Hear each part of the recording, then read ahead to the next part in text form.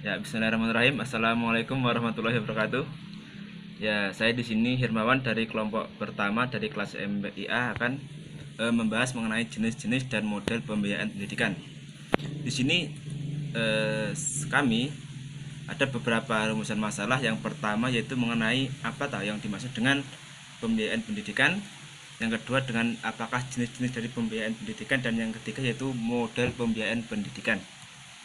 Yang pertama di sini untuk pembiayaan pendidikan menurut Mulyadi bahwa biaya merupakan pengorbanan sumber ekonomi yang diukur dalam bentuk satuan uang yang telah terjadi atau yang kemungkinan akan terjadi dengan tujuan tertentu. Jadi di sini untuk pembiayaan itu adalah suatu materi yang digunakan untuk membantu terlaksananya proses pembelajaran pendidikan. Di sini menurut Gosper mendisinikan bahwa biaya dalam ekonomi manajerial merupakan cerminan dari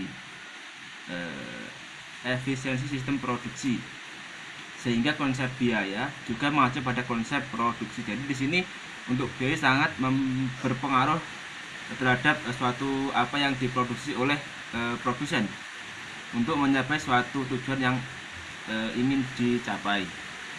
Kemudian untuk selanjutnya yaitu mengenai jenis biaya pendidikan. Di sini untuk jenisnya ada biaya langsung dan biaya tidak langsung. Di sini untuk biaya langsung sebagai pengeluaran uang yang secara langsung membiayai penyelenggaraan pendidikan, pengajaran, penelitian dan pengabdian kepada masyarakat. Jadi di sini untuk biaya langsung itu biaya yang secara langsung diberikan kepada suatu lembaga pendidikan untuk menunjang terlaksananya proses pendidikan. Untuk biaya yang kedua yaitu biaya tidak langsung. Di sini yaitu biaya yang umumnya meliputi pendapatan peserta didik karena sedang mengikuti pendidikan, bebasnya biaya pajak karena sifat sekolah yang tidak mencari laba. Di sini untuk biaya langsung seperti untuk biaya tidak langsung seperti contoh yaitu seorang siswa ketika musim wabah pada saat ini mereka membeli paketan data itu untuk menunjang terlaksanakan proses pendidikan, atau untuk ketika kita berjalan ke sekolah itu kita pasti membutuhkan namanya bensin, itu termasuk biaya tidak langsung. Untuk selanjutnya yaitu di sini ada monetary cost, yaitu semua bentuk pengeluaran dalam bentuk uang baik langsung maupun tidak langsung. Jadi di sini untuk yang monetary cost ini bentuk pengeluaran dalam bentuk uang, biasanya ini untuk menunjang terlaksananya proses pendidikan.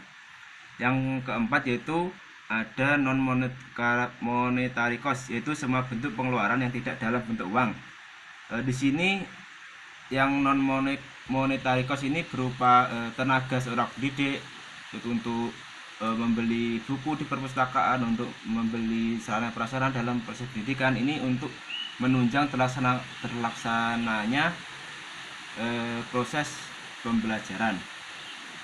Untuk selanjutnya yaitu mengenai model dari pembiayaan pendidikan. Di sini untuk yang modelnya yang pertama yaitu model flat grant model. Di sini dia mengemukakan bahwa sistem distribusi dana, semua distribusi atau jumlah dana untuk setiap muridnya dengan tidak memperlihatkan perbedaan kemanapun daerah. Jadi di sini antara daerah yang perkotaan atau pedesaan ini memperoleh bantuan berupa distribusi data yang sama.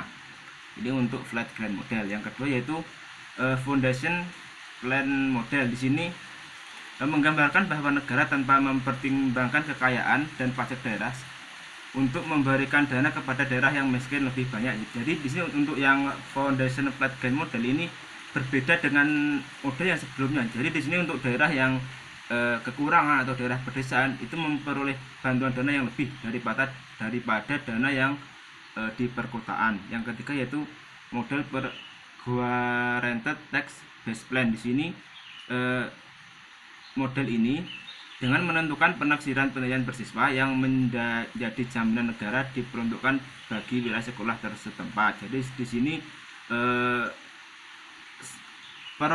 perolehan penilaian siswa pada suatu lembaga menjadi titik acuan dari diberikannya sebuah bantuan untuk proses pendidikan. Dan yang keempat yaitu full stage funding model. Di sini merupakan rencana yang dirancang untuk mengeliminir perbedaan lokal dalam hal pembelanjaan dan perpajakan. Pendanaan sekolah akan dikumpulkan di tingkat negara dan diberikan ke sekolah dengan dasar yang sama. Kemudian yang terakhir yaitu equalization model. Di sini model ini bertitik tolak pada kemampuan membayar masyarakat.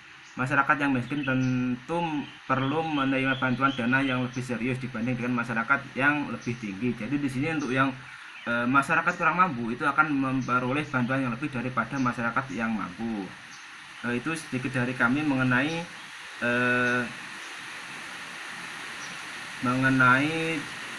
jenis-jenis dan model pembiayaan pendidikan. Sekian dari kami. Bila ada kurang lebihnya saya mohon maaf. Akhirul salam. Wassalamualaikum warahmatullahi wabarakatuh.